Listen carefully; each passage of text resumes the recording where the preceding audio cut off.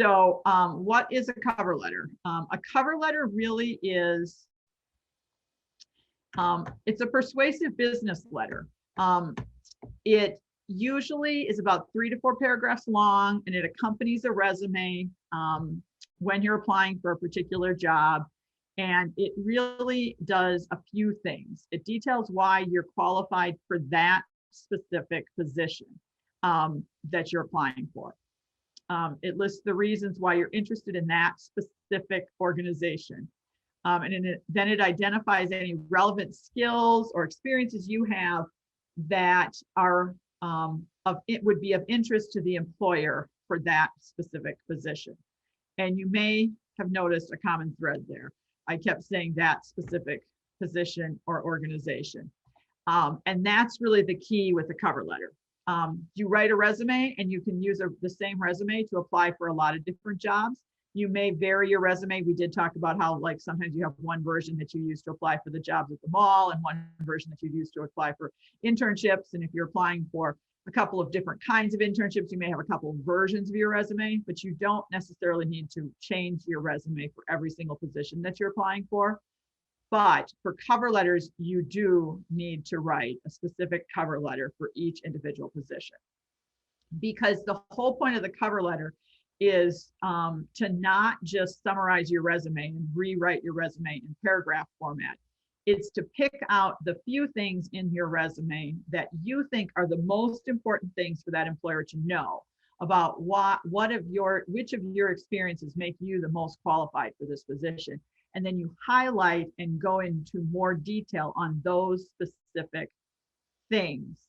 And then they can, read the rest of your resume to see about the rest of your experiences, but you want to focus in on the things that are most specific that you want to call attention to. One thing that's important in a cover letter that often many people make the mistake of is they talk about what they hope to get out of the cover letter, or get out of the what they hope to get out of the position, like what they want to learn or gain from the position. But that really is not the right approach in a cover letter. In a cover letter, you really want to focus on what you have to offer them. You want to use an active voice, not a passive voice, and we're going to talk more about that later. You want to be action-oriented. You want to emphasize your accomplishments. You want to demonstrate your skills with concrete examples. So don't just say, I'm good at research and writing. You want to give an example of a time that you did that and show that you're good at research and writing. Like we talked about with the bullet points in your resume, you want to kind of paint a picture of how you did that. You're going to do the same thing here, but you're going to paint a much more detailed picture in your cover letter. We're going to use a technique called the START technique, which we'll talk about in a little bit, that will help you structure your cover letter. And in terms of formatting, when you are emailing, often you'll apply to a position either by emailing your resume and cover letter or by uploading them to a website, an online application. If you are emailing your cover letter, you want to actually format your cover letter in an attachment, in a Word document, or save it as a PDF. You don't want to just put the body of your cover letter into the email. You want it to be a more formal letter. Does that make sense? Questions about any of those things?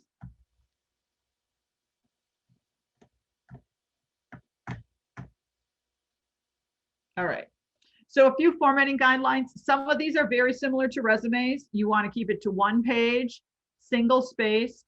You want to use standard business letter format. We'll talk more about that in a minute.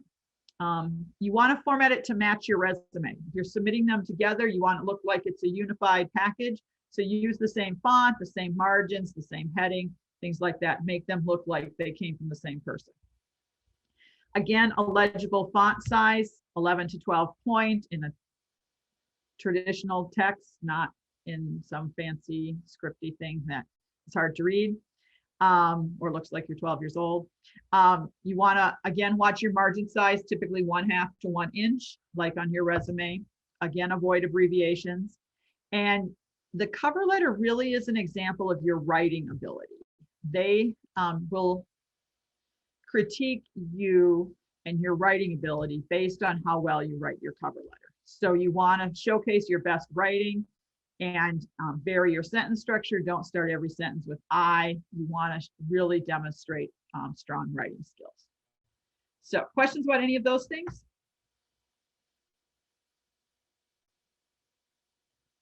All right, let me stop sharing for a minute. So how many of you have written a cover letter, have never written a cover letter, have no idea about a cover letter, think it sounds like a foreign language?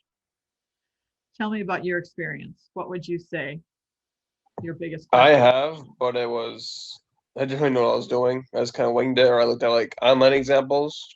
So it was pretty generic. That's about it. Okay. What questions do you have about cover letters? Or if you've written good cover letters, what tips would you recommend to other people about cover letters? I've never written a cover letter. Okay. And there's probably others of you who've never written one before. That's not uncommon. They're not necessary. A lot of, especially part-time internships, don't require a cover letter. So it's very possible you've not written one. Are there other things that you specifically are curious about regarding cover letters?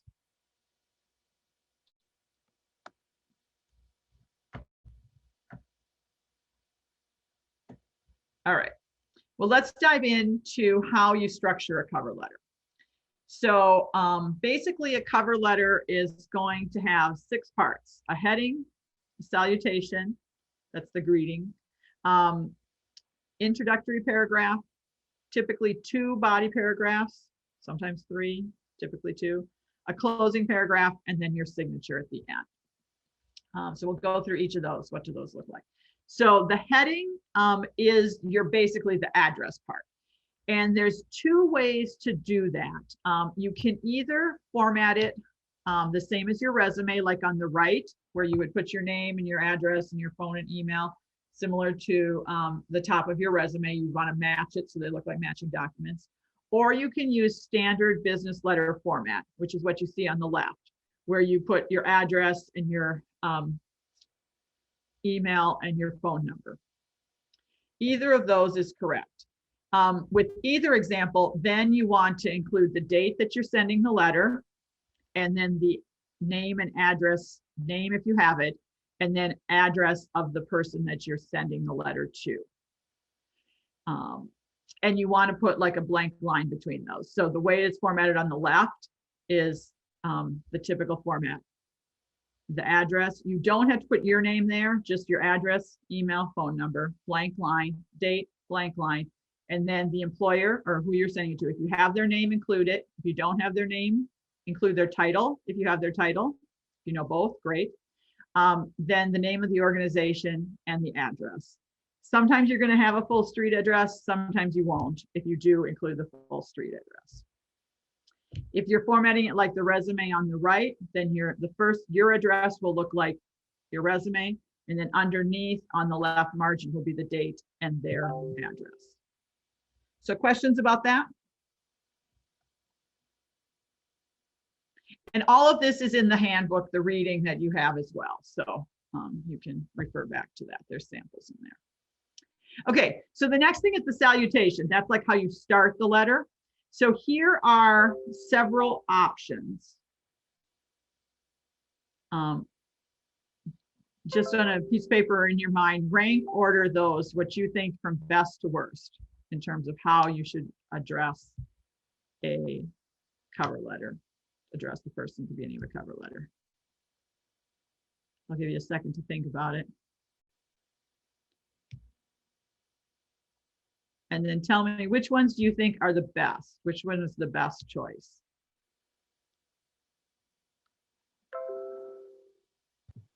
The ones with the names. Yeah. Okay, so name is always good. Yeah, but not all the ones with names are a good choice here. What other things do you notice? Dear Miss Smith, or yes, Dear Ms. Smith is a good choice. Is there another one that's a good choice? Is to whom it may concern good or no? That one is not.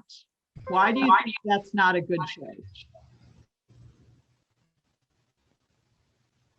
Does anyone know why to whom it may not concern might not be a good choice? It's too vague, and you don't know who you're sending it to. Yeah, remember how I talked about you want it to be look like you're specifically sending it to that person? If you address it to whom it may concern, it kind of sounds like you're sending the same letter to everybody. So it really will be perceived as a generic cover letter that way. Are there others that are particularly bad?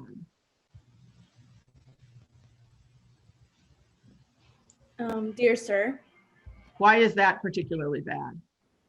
because it doesn't even have a name. It's It just doesn't have a name, and what else does it do? it just says dear sir. It's like not specific. It could be a female employer. Exactly. So it assumes the person is male, which may not be true. So that's not a good choice. Are there any others that are particularly bad? Hiring manager. And why is that a bad choice? It just says to. It's not really like welcoming or like. It's like it's the equivalent of like just busting through somebody's door, I'd say. Yeah, to is a little too informal for a business letter. So definitely that's a little informal. Any others that are particularly bad?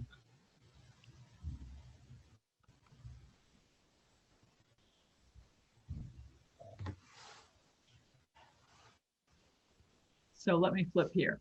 So the two best choices are Dear Ms. Smith. So if you have the person's name, it's always best to include their name. And one other thing I will just mention, for female, if you know the person is a female, Ms. is the proper title to use. You don't want to say Miss or Mrs. because you don't know if they're married or not, and you don't want to make that assumption and offend someone. So Ms. is the best choice. For a female, Mr. for a male, if you know their name. If you do not know their gender, you can say Dear Pat Smith, because you don't know if Pat is a male or a female. You could say Dear Pat Smith if you don't know. So that's another appropriate thing to do. Dear Internship Coordinator is also a good choice. If you don't know their name, you still need to address it to someone, and addressing it to a title. If you know the title of who you're sending it to, if not, Dear Internship Coordinator, if you're applying for an internship, is a good choice. Hiring Manager is actually a good choice, but in our example here, as we said, to is too informal. So if you said Dear Hiring Manager, that would also be appropriate if you were applying for a job. The other thing you'll notice on those two, there's a comma or a colon, a comma or a colon at the end. There should be either a comma or a colon after the name or the title. The problematic ones, Dear Sir, we talked about why. That one also is missing the comma at the end. Hi, Mrs. Smith has a lot of problems. Hi is too informal. It has Mrs. and there's no comma.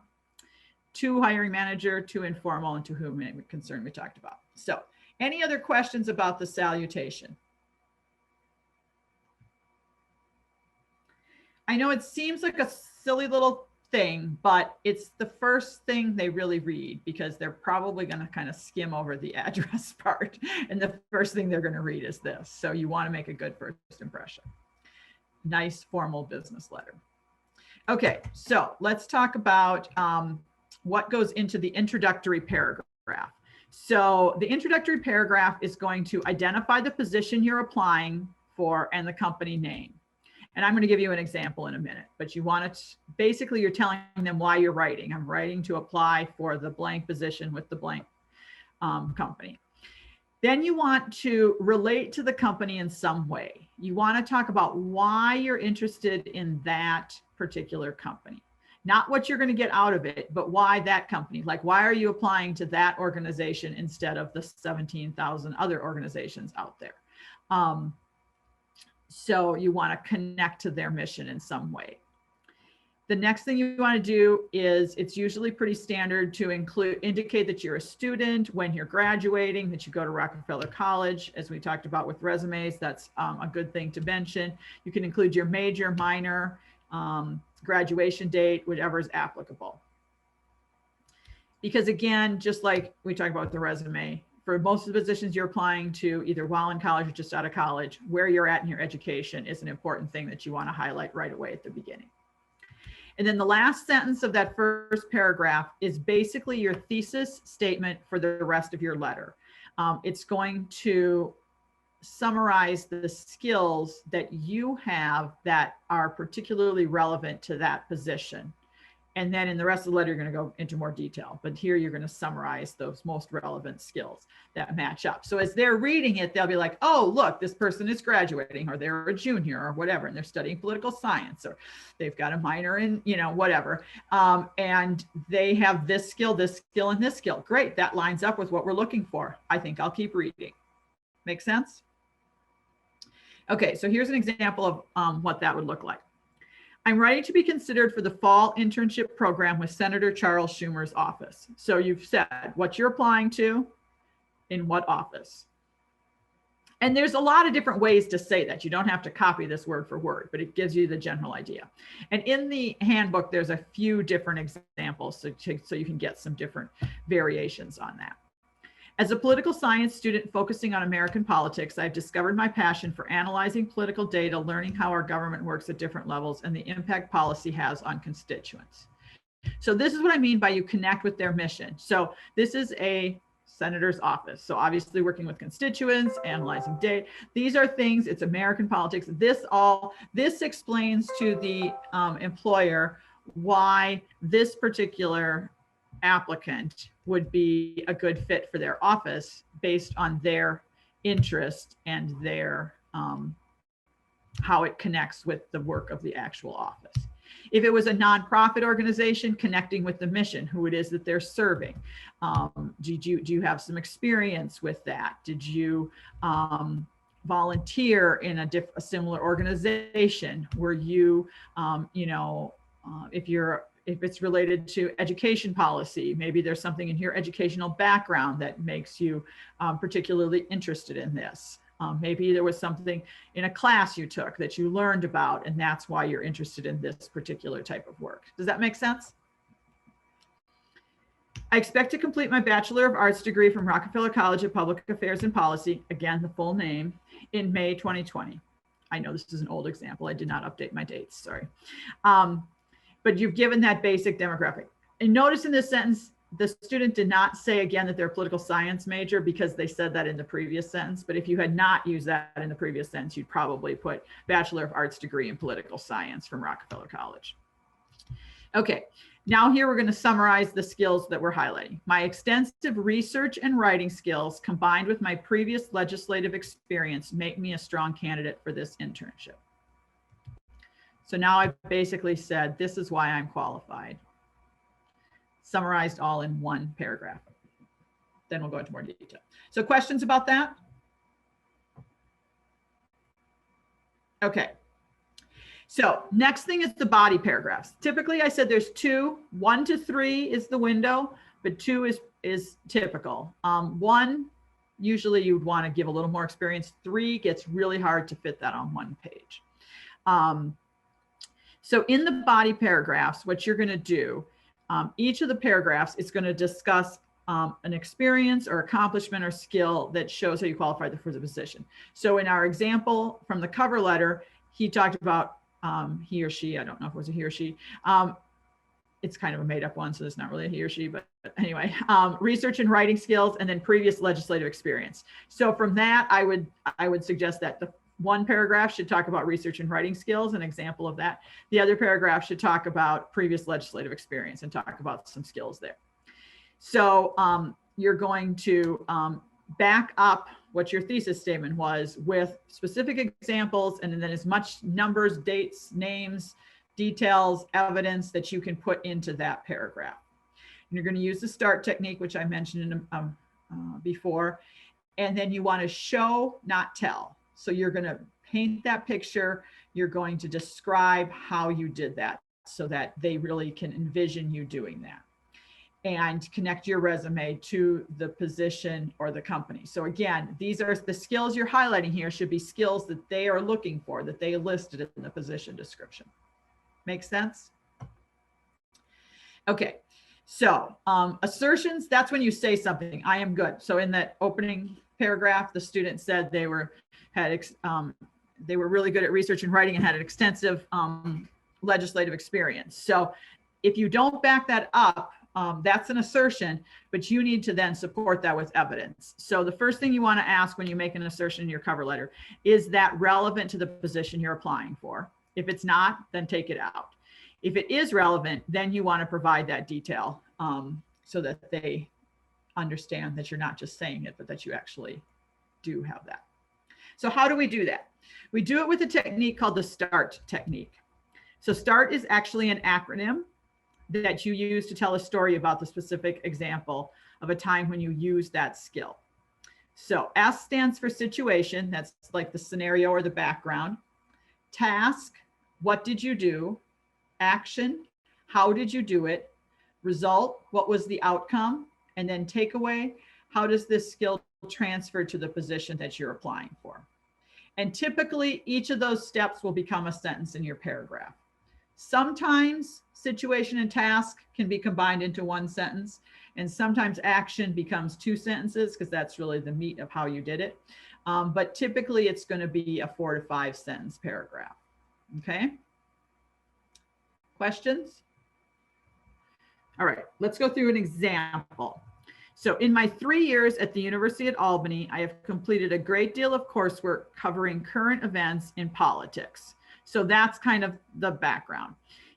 In my race, law, and society class, I wrote a research paper with about the differing racial, social, and judicial attitudes to the opioid epidemic in relation to the crack epidemic of the 1980s.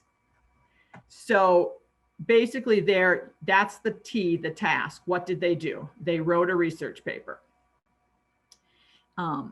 In conducting research for this paper, I researched policing trends during the peak of the crack epidemic, sentencing patterns, and attitudinal shifts within society regarding addiction using academic databases, data code books, and journals. So that's the A, that's the action. That's how they did it. They described step by step how they did it. Then I presented the findings of my paper to a class of 35 students using PowerPoint. That's the result. What did they do when they were done? They presented it to their class. Again, but with a lot of detail in here. I am confident that my prior courses have laid a solid foundation of knowledge and experience to be a research intern. So then they're taking and summarizing back this, my experience that I just told you about, and connecting it to the position that they're applying for. Does that make sense? Questions?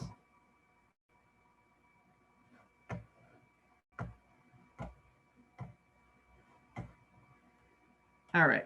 I need to, there's someone in the waiting room. Let me see if I can message them. Hold on a second. Let me just. Oh, it's our speaker. Excellent.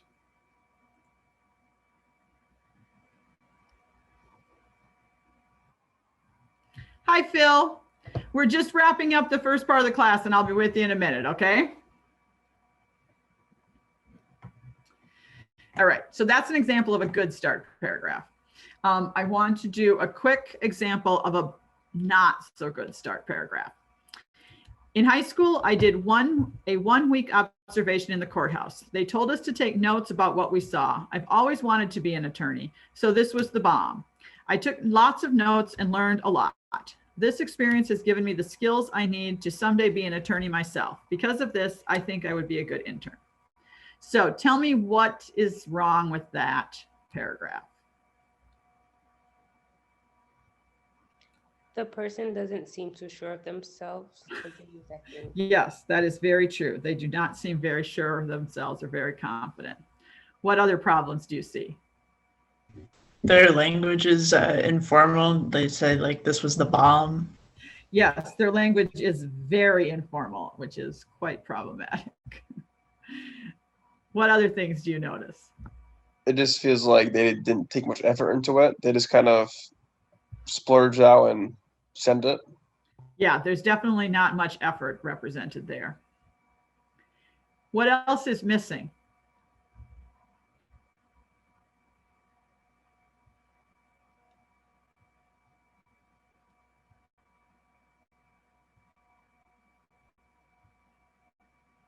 What other issues do you see with the paragraph? Think back to the START technique. Situation, task, action, result, takeaway. Well, they didn't give a lot of detail. Like they didn't say which courthouse they were at or what exactly they were doing. It was kind of just general stuff. Yeah, definitely missing the detail. There's no picture painted here of what they did. Anything else?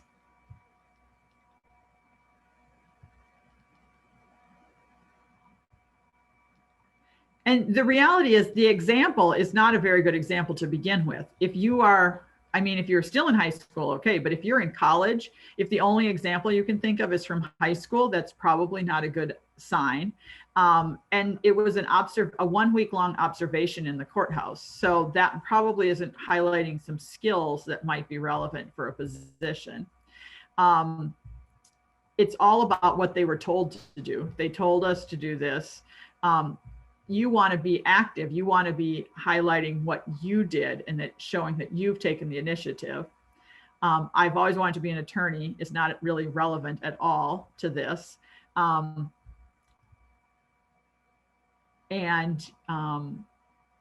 There's no real like actual experience to highlight at all.